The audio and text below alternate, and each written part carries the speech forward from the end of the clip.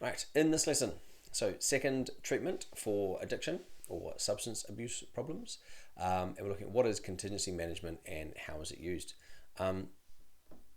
Students blank paper or mini whiteboards or back of their workbooks, can they draw TMS in action and try to diagram it, give labels of the brain as well.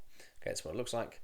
Right, these are to review operant conditioning, some fun clips, see if students can watch this from the office, and I should have said the US version of the TV show.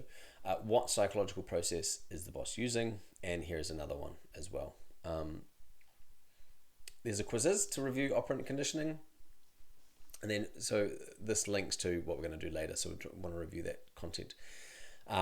Relapse rates. What is a relapse? It can differ.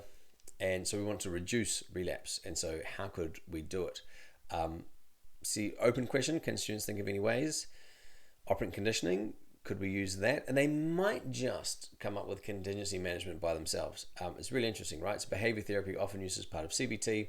Based on the idea of operant conditioning, you get a reward if you pass your drug test, you stay clean. It's kind of interesting. Now, we're going to look at comparing this to methadone. I didn't put methadone as this whole thing in the textbook because just the idea of treating an opioid addiction with another opioid, I get it, but I just felt like for students it might have been sending the wrong message. This is how it just didn't sit right with me. But anyway, there's a 2-minute video looking at the neuroscience, and there's a longer blog post I've written about methadone as well. Which do they think would be better, methadone or contingency management? And then get them to figure out, well, how can we design a study to find out? I think it might be pretty straightforward. I wouldn't expect them to guess the methods here, but this is a basic study. They had methadone, and then they combined methadone plus contingency management and compared. And with contingency management, it was more effective. So here's just more evidence to show that it's effective. I've got an activity here.